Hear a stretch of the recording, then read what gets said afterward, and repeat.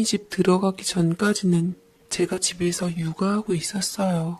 사실 제 원래 직업은 간호사입니다. 지금은 남편만 회사 다니면서 외벌이로 일하고 있고요. 사연을 읽기 전에 몇 달 전 제 외할머니께서 돌아가셨다는 말씀을 먼저 드려야겠네요.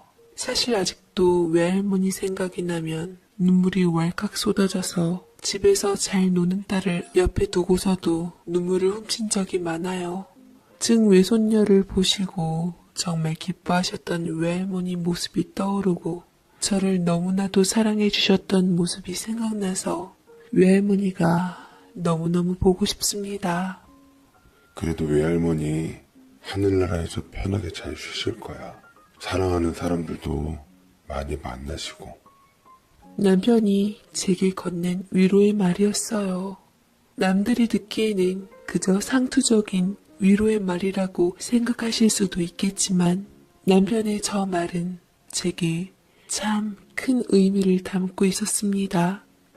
남편도 그것을 누구보다 잘 알고 있고요. 할머니 장례식장에는 여러 일가 친척들이 왔습니다. 그런데 조문객들 중에서 간혹 이런 질문을 하시는 분들이 계셨어요. 너희 시부모님께서는 안 오셨니? 라고요. 저는 그분들께 간단하지만 딱 잘라서 대답했지요.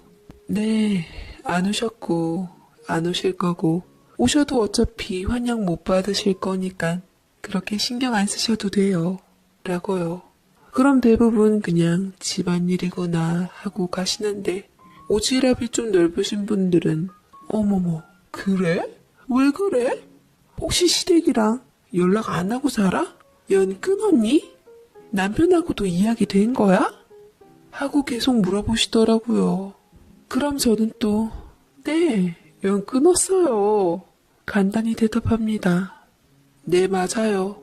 저와 그리고 남편은 시댁과 연을 끊고 살고 있어요. 정확히 말하면 완전히 남남으로 연을 끊어버린 건 시어머니와의 관계고 시아버님과는 그래도 연락을 하고 있습니다.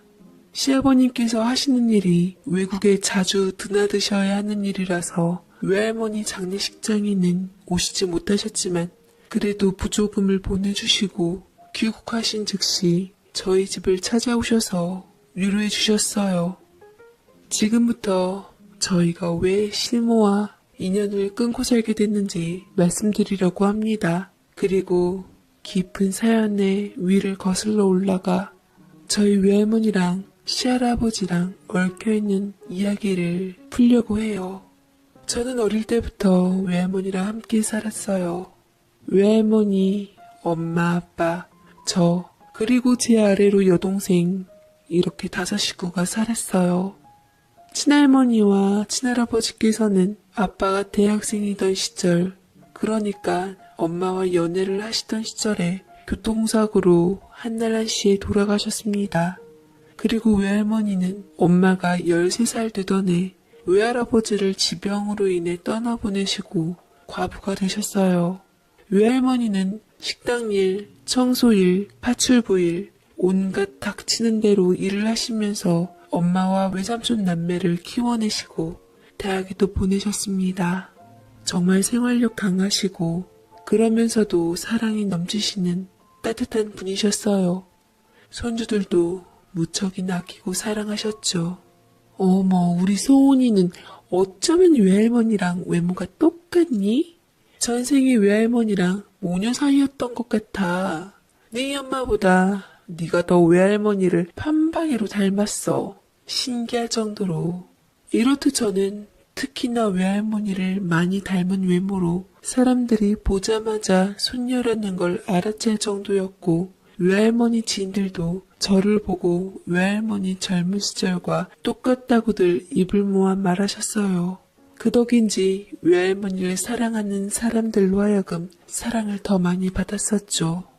저희 부모님께서는 외할머니가 혼자셨고 아빠도 부모님을 일찍 잃으신 기억으로 인해 두 분은 자연스럽게 외할머니를 모시고 사는 것에 합의하셨습니다.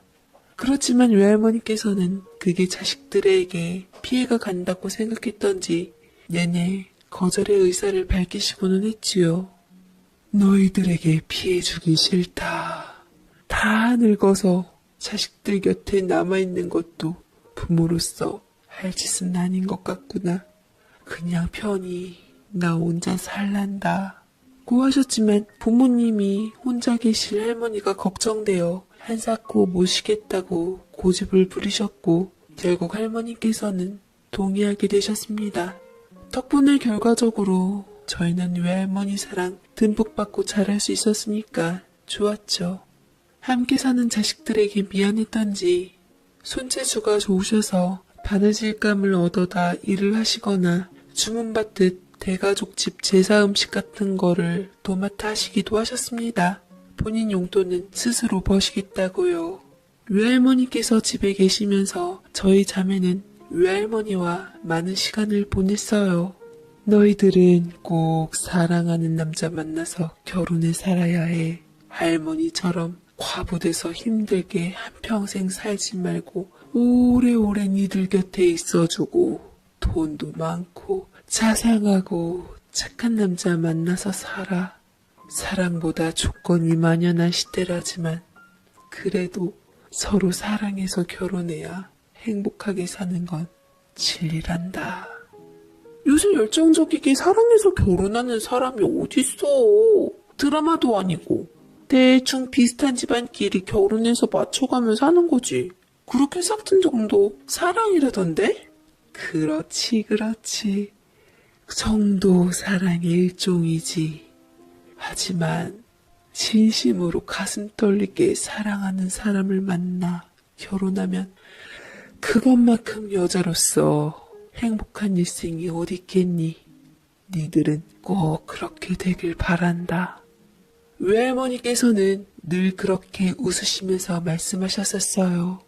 어릴 적엔 그러려니 지나갔는데 훗날 제가 나이가 들면서 그런 말씀을 하실 때마다 할머니의 사랑에 대해서 궁금하다며 얘기해달라 했지만 그때마다 주저하며 입을 다물고 하셨습니다.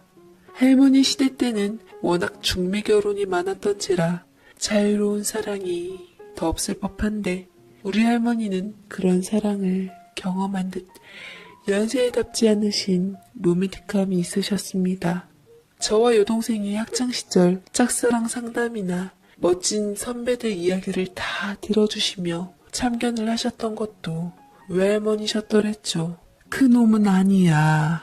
그냥 잊어. 어차피 시간 지나면 잊혀져. 네 말만 들어도 할머니가 딱 알겠다. 여자 보기를 금같이 하는 애야. 연애해봤자 너만 맘 아프고 슬프겠다. 학생이 그래도 공부하는 신용이라도 해야지 대놓고 수업 시간에 잔다고? 그러다가 네 얘기 듣다가도 졸게 된다.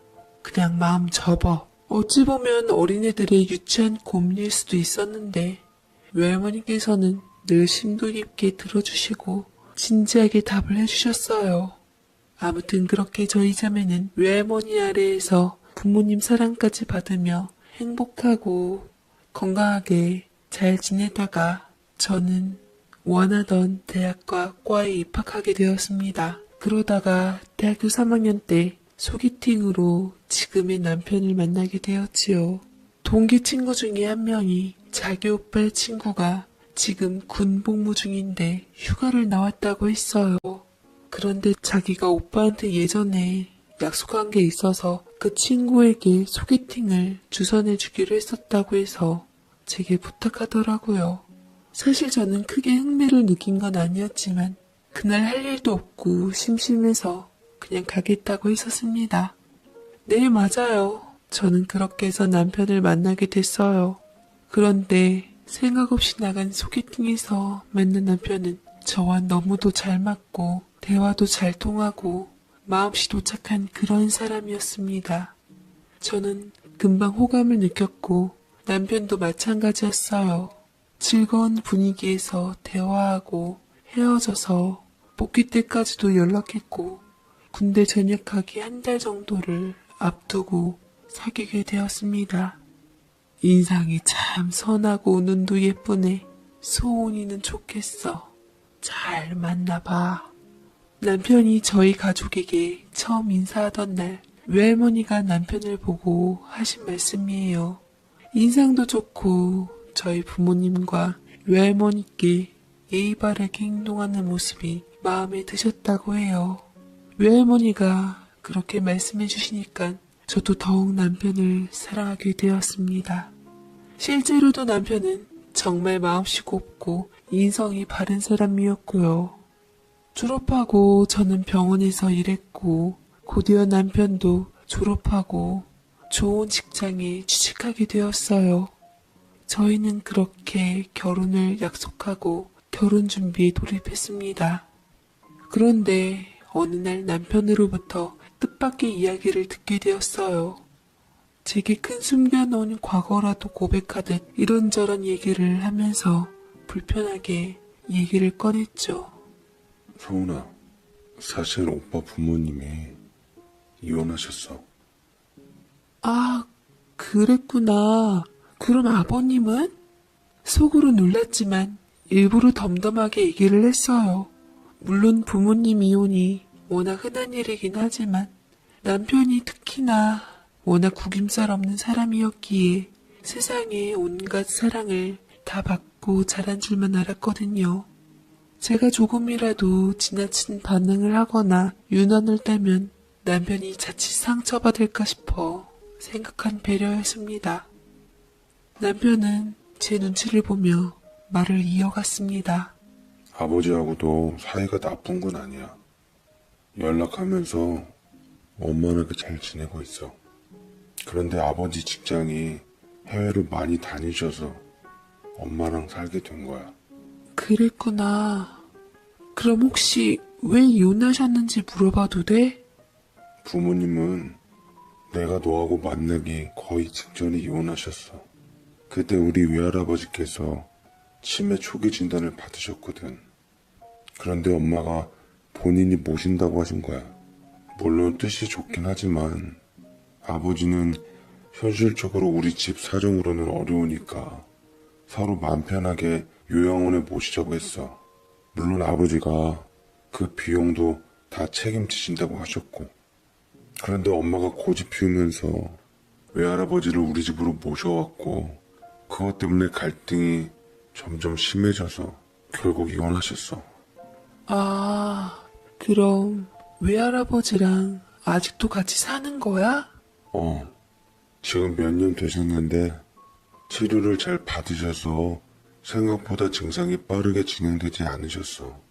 나, 엄마, 내 여동생 다 알아보시고 어쩌다가 물건 사용법 같은 걸 잊으시거나 멍하니 계시거나 돌아가신 친구분들을 찾으실 때도 있고 그래도 아직까지는 괜찮아.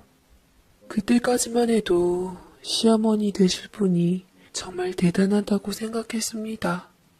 이혼을 불사하시고 본인의 아버지를 모시려고 그렇게 자진하셨다는 게 저에게는 오히려 감동이었어요. 요즘 같은 시대에 누가 치매 환자를 자식으로서 선뜻 모시려고 하시겠어요.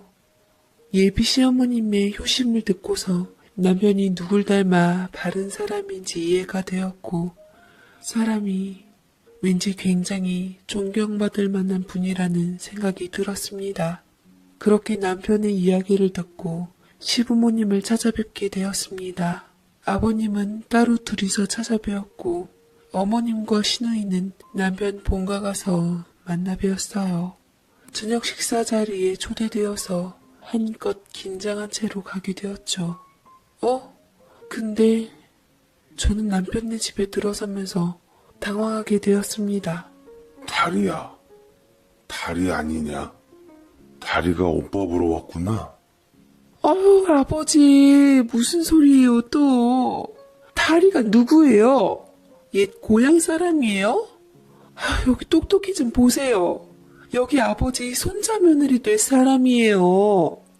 처음 집에 갔었는데 어머님이 아버님, 그러니까 제 시 외할아버님께서 저를 보고 다리라고 부르시면서 반갑게 손까지 잡고 흔드시며 인사하시는 게 아니겠어요? 어머님께서는 한참 진땀을 빼시곤 구구절절하게 얘기를 전하시기에 바빴습니다. 가끔씩 이렇게 고향 친구들 이름 부르시면서 아무한테나 인사하신다. 그래도 정신 돌아오시면 괜찮으실 거야. 라고 하셨습니다. 저도 치매 환자의 증상이려니 생각하고 그냥 네네 하면서 아무렇지 않게 넘어갔습니다. 식사 시작한 지 30분 정도가 지나서야 할아버님 정신이 맑아지셨는데 유난히 저를 그윽한 눈빛으로 바라보시더라고요. 시선을 느낀 저는 어색하기도 하고 어쩔 줄 모르다가 아무래도 손주 며느리 될 사람에게 관심이 많이 쏠리나 싶어 정식으로 제 소개를 해드렸어요. 그러자 인자한 웃음으로 끄덕이시면서 우리 손자가 벌써 장가도 가고 다 컸네. 우리 가족이 된 걸 환영해요.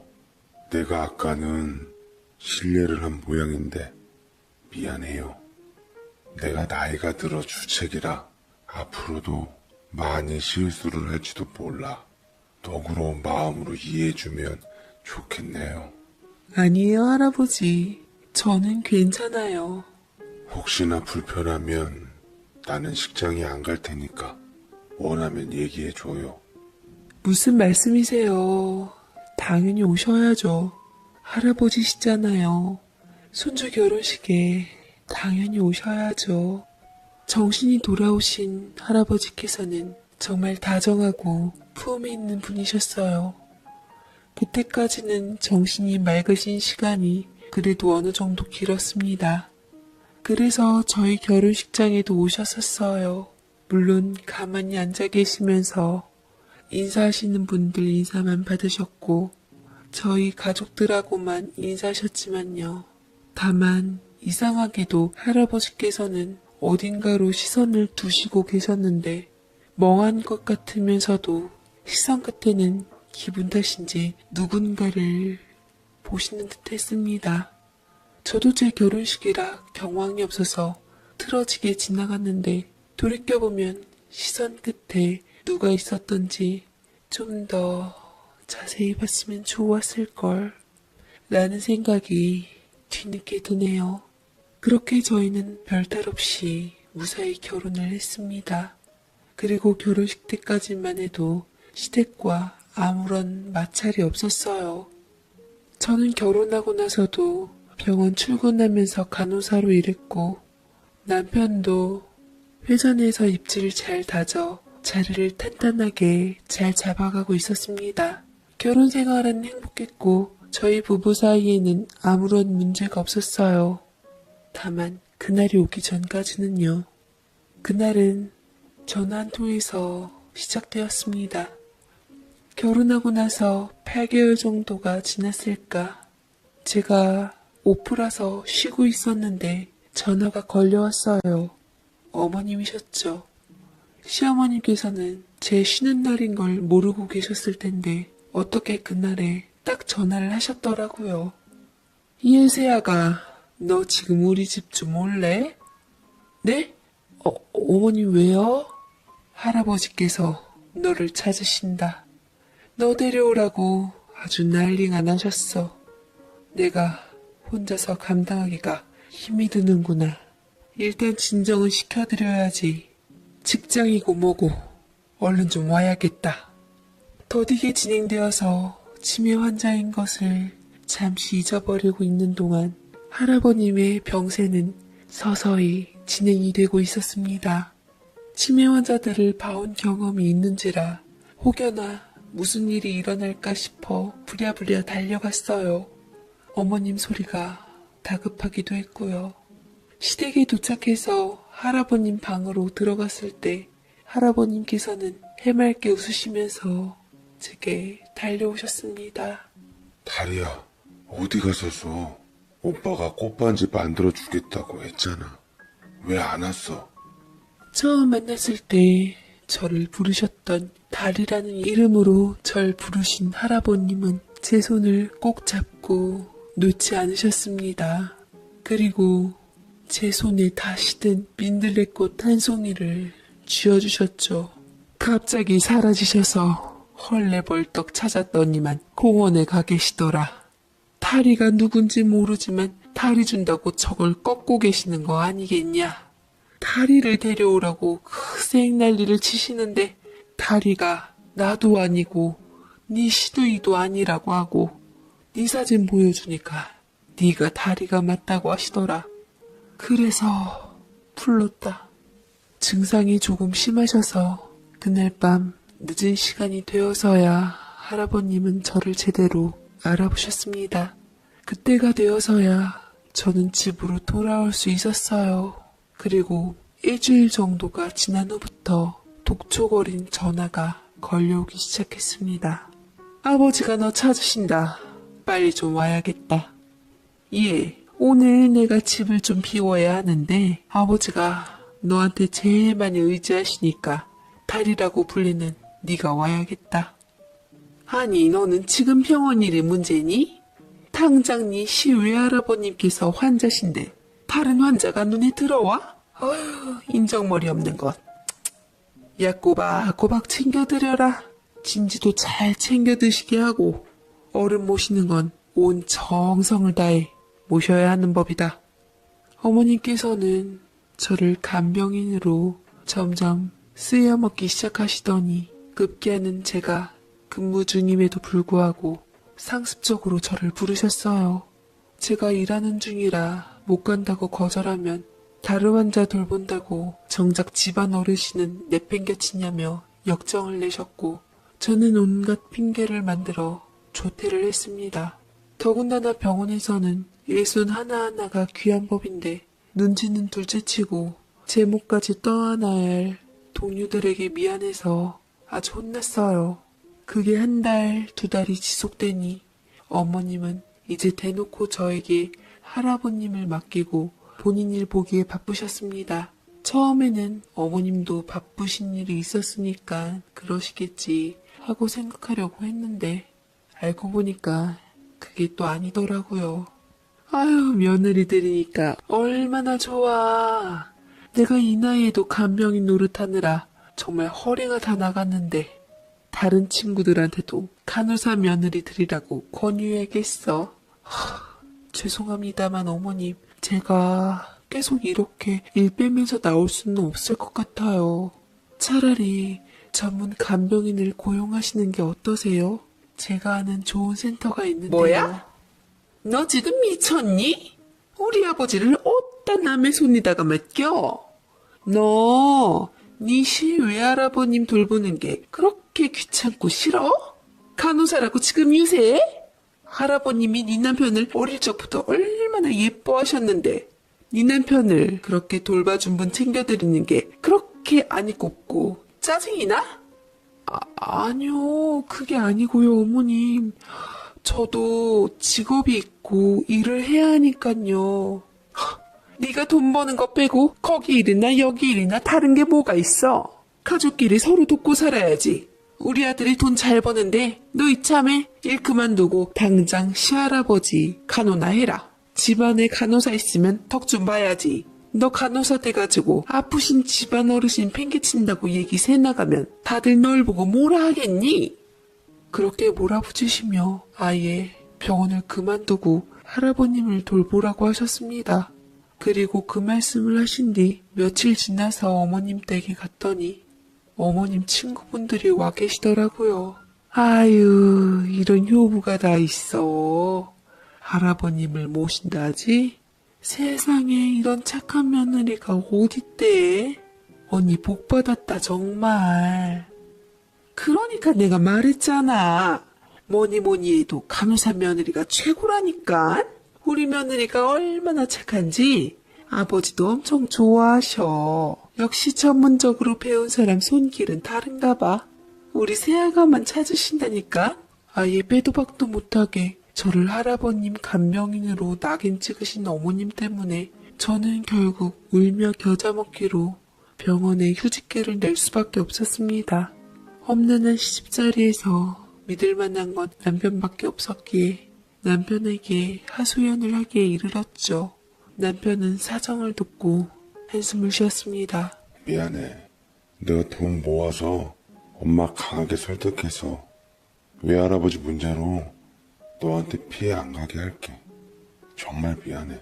라고 빌면서까지 사과해서 남편은 죄도 없이 뭔 맘고생이냐 싶어 일단은 참아보기로 했습니다. 사실 저도 제 직업에 자부심이 있고 커리어를 놓치기 싫은 사람이었어요. 죽어라 노력해서 일해도 모자랄 시기에 휴직이라니 정말 하늘이 무너지는 것 같은 기분이었죠. 솔직히 자상한 남편만 아니었으면 벌써 이혼했을지도 몰라요. 외할머니가 그토록 당부했던 제 진실 어린 사랑이 남편이라는 것을 알기에 저는 사랑을 지키려고 노력하기로 했습니다. 남편은 정말 좋은 사람이었으니까요. 허나 슬프게도 할아버님의 증상은 매일매일 조금씩 악화되었어요. 다른 치매 환자분들처럼 음식을 던지고 어지럽히고 그런 건 아니었지만 힘든 건 매한가지긴 했습니다. 주로 고향 친구들이나 돌아가신 부모님을 찾으시며 아이처럼 우실 때가 많았습니다. 그럴 때면 어김없이 저를 달이라는 이름으로 부르시면서 찾으셨어요. 저는 다리가 누군지는 몰라도 할아버님과 정말 절친한 친구였구나 하고 생각했죠. 오랫동안 그 이름으로 불리다 보니까 도대체 누군지 한번 만나 뵙고 싶다는 생각까지 들더라고요. 그러던 어느 날 저랑 할아버님 둘이 있는데 누군가가 찾아왔어요. 바로 변호사였습니다. 안녕하세요. 저는 김중만 어르신 변호사입니다.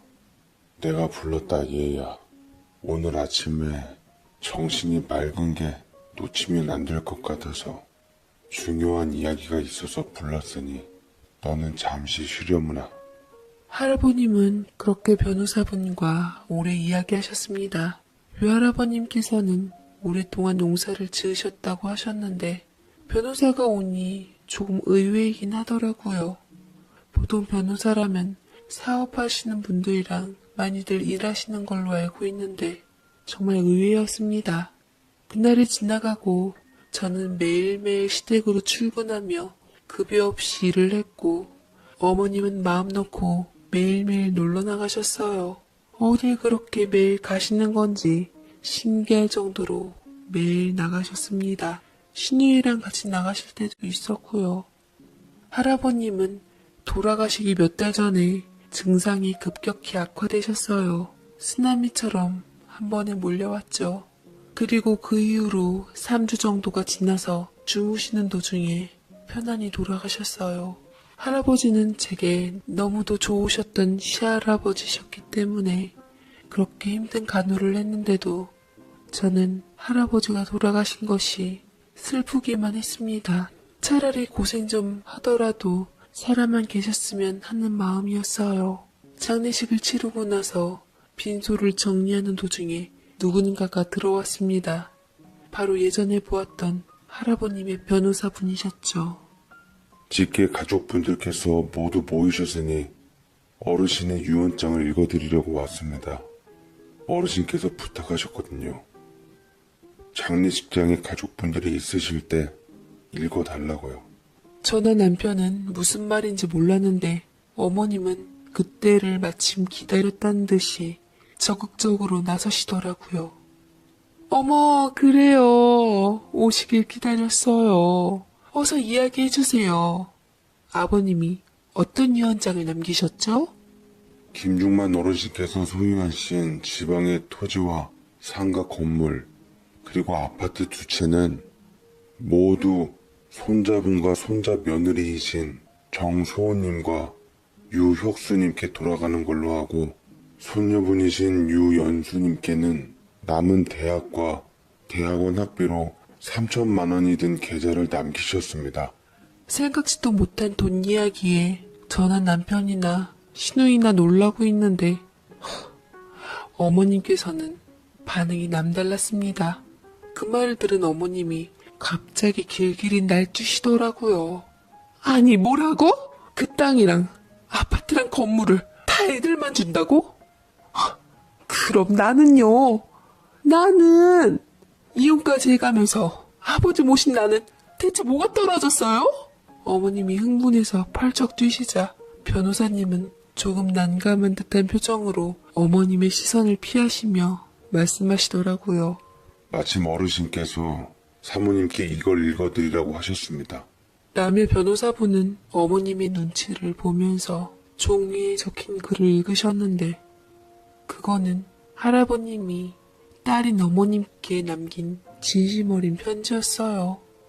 어머님은 편지 내용을 들으면 들을수록 점차 얼굴이 울그락불그락해지시면서 몸을 부들부들 떠셨습니다.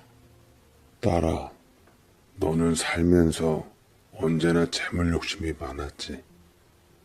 아비로서는 슬프지만 나는 네가 나를 모시겠다고 하면서 일부러 이혼까지 한 걸 알고 있었다. 혼자만 재산을 독차지한들 사랑하는 사람들이 곁에 없는데 그게 다 무슨 의미가 있겠니? 재물이 인생의 전부는 아니란 걸 잊지 말고 살아라. 내가 원하는 건 그것뿐이다.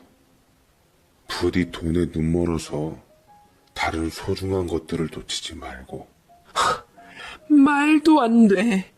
내가 무슨 고생을 하고 이혼녀 딱지까지 달면서 붙잡고 있었는데. 어머님이 날뛰시는 모습은 정말 돈에 미친 사람이 어떤 모습인지를 적나라하게 이야기하고 있었습니다. 보면서 안쓰럽기까지 하더라고요. 그리고 정소은 씨, 이걸 정소은 씨와 김명희 씨에게 전해달라고 하셨습니다. 김명희 씨요? 지금 방금 김명희 씨라고 하셨어요? 저는 깜짝 놀랐어요. 김명희 씨는 다름 아닌 제 외할머니의 조남이셨거든요.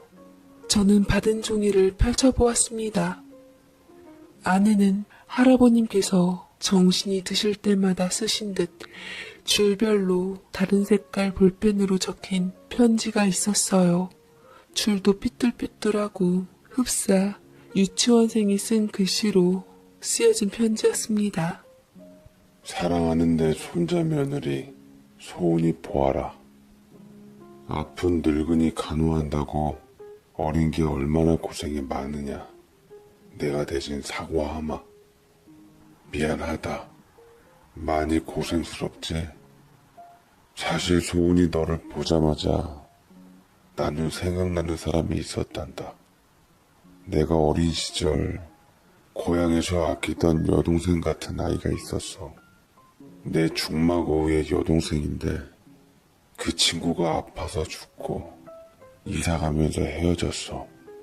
착하고 예뻐서 내가 풋풋한 마음에 정말 좋아했고 나중에 장가가야지 하고 생각도 했었단다. 그런데 널 보는데 그 아이가 바로 떠오르더구나. 얼굴이 보름달 같아서 내가 달이라고 불렀었거든. 참 예뻤는데 죽을 때가 되니까 괜히 세상에 미련 남겨두기 싫은 마음이 든 건지도 모르겠지만 늙은이 마음에 쓸데없는 생각이 들더구나.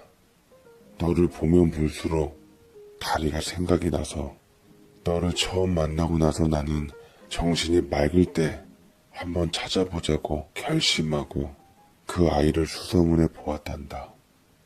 그리고 너희들 결혼식 하기 일주일 전에야 그 아이가 시집가서 일찍 남편을 여의고 살았다는 걸 알게 되었어. 그리고 소은이 너의 할머니라는 것도 그때 알았단다. 내 고향 친구 중에 명희 친구랑 아직까지 연락을 하고 있는 친구가 있었거든. 아마 명희한테 물어보면 누군지 말해줄 거다. 명희는 결혼식장에서 나를 못 알아본 것인지 모른 척 한 것인지 그렇게 말 한마디도 하지 않더라. 그래서 그냥 묻기로 했어. 모른 척한 것이라면 뭔가 사정이 있을 것이고 내 입장도 별반 떳떳하지는 않았으니까 나는 이제 치매 걸린 늙은이지 않니. 그냥 명의를 살아서 이 세상에서 한 번 더 볼 수 있는 것만으로도 좋았단다. 비록 남편을 일찍 여의었지만 너랑 사돈 처녀처럼 예쁘고 참한 손녀들도 보고 잘 살고 있는 것 같아서 그래도 내 마음에 안심이 되었어. 아는 척을 하고 인사를 해볼까도 생각했었는데 그래도 나도 남자라고 명의 앞에 이런 꼴로 인사하기가 싫더구나. 그래서 내가 해줄 수 있는 건 이것뿐이 없다. 그래서 말인데 부탁 하나만 들어주겠니? 할애비가 평생 일해 모은 재산은 다 너희 거야. 너희는 젊으니 이 돈을 가지고 뭐든 하면서 열심히 살 수 있겠지. 다만 너희가 받은 아파트, 그 아파트에 가장 좋은 집에 명의를 살게 해주렴. 뭐가 뭔지 얼떨떨한 저는 편지 내용에 대해 온몸에 전율이 왔어요. 그리고 그 아래로는 할아버님이 저희 외할머니께 보낸 짤막한 몇 줄이 더 적혀 있었습니다. 다리야, 나 중만이 오빠다. 오빠 기억하는지 모르겠지만 너는 잘 자라서 예쁜 손녀들도 낳고 한 걸 보니까 그래도 안심이 되는구나. 내가 먼저 가지만 나중에 다시 만나서 우리 고향 마을 진달래 피던 때 놀았던 것처럼 같이 놀자. 그때처럼 너랑 나랑 신랑 각시하게 놀자. 잘 있거라. 먼저 간다.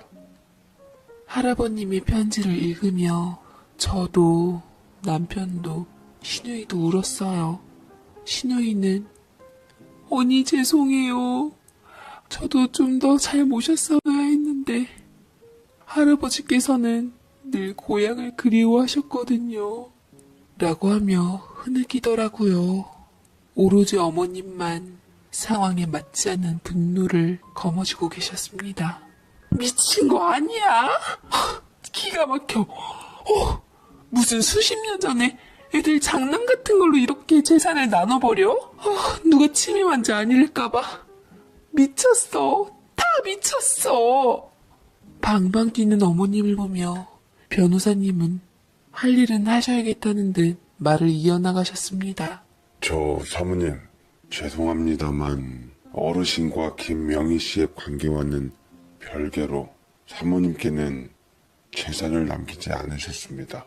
어르신은 제게 당부하셨어요. 사모님께 돈에 얽매이지 말라고 전해드리라고요. 저도 이런 말씀 전해드리기는 뭐하지만 어쨌든 어르신께서는 제 고객님이시니까 저는 제가 할 입 일을... 다물어 당신? 아니 지금 그걸 말이라고 해? 당신이 뭔데? 어머님은 이제 아예 변호사님 멱살까지 잡으실 기세였지만 신우이가 엄마 이제 그만해. 진짜 추해 하면서 뜯어말렸습니다. 장례식이 끝나고 나서 저는 외할머니께 할아버님의 편지를 전해드렸어요. 외할머니는 편지를 몇 번이고 읽으셨죠. 저에게서 편지를 건네받으신 외할머니께서는 많이 우셨습니다. 정말 엉엉 소리내셔서 우셨어요. 그리고 말씀하시더라고요. 사실 나도 중만이 오빠를 알고 있었어. 결혼식장에서 보는데 딱 알겠더라. 그런데 내가 일부러 모른 척했어. 왜 그랬어 할머니? 그냥 할아버님께 인사하지. 그러게 소은아. 할머니 바보같지. 사실 나도 중만이 오빠를 좋아했었거든. 세월이 참 못 같아서 내이 주름지고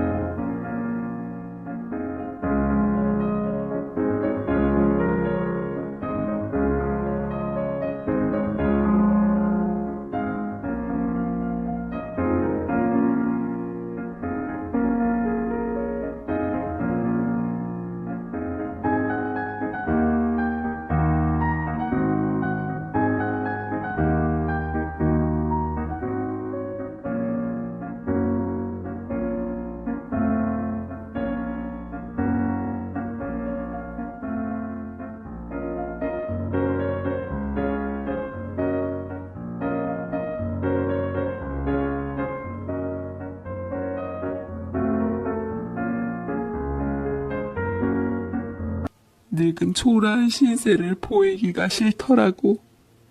꽃처럼 곱디고 온 모습만 기억하길 바랬는데 그냥 내가 다 늙어서 이런 모습으로 그 사람 앞에 서기가 싫었나 보다.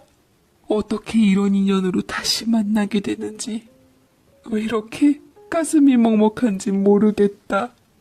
라고 하시는데, 제 결혼식장에서 할머니와 할아버님은 서로 말씀은 안 하셨지만 서로가 누구인지 너무나 잘 알고 계셨고, 문득 할아버님의 멍한 시선 끝에는 외할머니가 계셨다는 것을 비로소 알게 되었습니다. 서로의 위친한 모습으로 상대방에게 실망을 주기가 싫어 그저 스치듯 지나가게 되었던 거지만 의미는 분명 특별한 재회였습니다. 할머니는 그 이후로 멍하니 혼자만의 생각에 잠기실 때가 많았고 저희 후손들은 지켜볼 뿐이었죠. 할아버님의 말씀대로 저희는 외할머니와 엄마 아빠를 아파트로 이사시켜드렸어요. 외할머니는 이삿날 새 집에 들어가셔서 할아버님의 사진을 외할머니 방 햇볕 잘 드는 곳에 두셨죠. 그리고 저는 그맘때쯤 어머님과 연을 끊게 되었습니다. 어머님께서 이사 소식을 들으시고 제 집에 들이닥치셔서 제 머리채를 잡으시고 돈을 내놓으라고 난동을 피우셨거든요. 제 얼굴도 긁으셔서 아직도 희미한 하얀 줄이 턱 쪽에 남아있어요. 내 돈 내놔, 내 돈! 이 파렴치한 것 같은 이라고 내 돈 꿀꺽하고 그렇게 입 싹 닦으니 기분 좋아? 너희 부모님만 삐까번쩍한 아파트 모시면 다야? 어? 정말 제 머리채를 잡고 흔들며 소리치시던 그때 그 눈빛을 기억해요. 말 그대로 돈에 미친 광기에 휩싸인 듯한 눈빛이었죠. 어머님이 왜 그렇게 돈에 매달리시게 되었는지는 모르겠지만 저는 머리채를 잡히면서도 어머님이 불쌍하다는 생각이 들 정도였습니다. 그러나 그건 그거고 저를 며느리 취급도 하지 않으시고 그저 돈 가져간 도둑으로만 몰고 간 어머님을 그냥 넘길 수는 없었어요. 남편에게 이야기를 했죠. 남편 역시 그걸 알고 종지부를 찍더라고요. 엄마는 정말 돈에 미친 거야. 할아버지한테 감사해야겠어. 엄마한테 재산을 주셨으면 엄마는 정말 돌아올 수 없는 강을 건넜을 거야. 라며 연을 끊겠다고 했습니다. 아버님도 장인어른께서 젊은 시절에 꽤나 땅이 있으셨다는 얘기는 들었는데 그 정도까지일 줄은 몰랐네. 네 엄마가 다 꿍꿍이가 있어서 장인어른을 모시려고 했던 거였구나. 이렇게 된 거 너희들이 지혜롭게 잘 가지고 써. 사돈 어른들께도 잘하고. 그 후로는 아버님 그리고 시누이와만 연락하면서 지냈어요. 제가 임신했을 때도 시어머니께만 소식을 안 알려드렸고요. 나중에 알고 나서 첫 손주를 가졌으면 연락을 했어야지 하면서 노발대발하며 전화하시길래 남편이 단번에 차단했습니다. 지금쯤 어머니께서는 재산보다 더 소중한 것을 아셨으려나 모르겠네요. 외할머니는 주무시는 도중에 편안하게 돌아가셨습니다. 외할머니가 돌아가시고 나서는 정말 쓰러지도록 울었는데 그래도 할아버님 곁으로 가셨을 거라고 생각하니까 그래도 좀 위로가 되고 외할머니 혼자 외롭지 않으실 거니까 안심이 되더라고요. 이제는 외할머니가 할아버님과 재회하셔서 옛날 고향에서 그러셨듯이 행복하게 웃고 같이 노시고 나들이 가셨으면 좋겠습니다. 두 분이 하늘나라에서 같이 못다한 사랑 이루시고 행복하게 잘 지내시길 바래요. 저도 남편이랑 딸이랑 같이 현실에 최선을 다해서 열심히 살려고 합니다. 저는 정말 사랑하는 사람을 만나고 결혼했으니까요.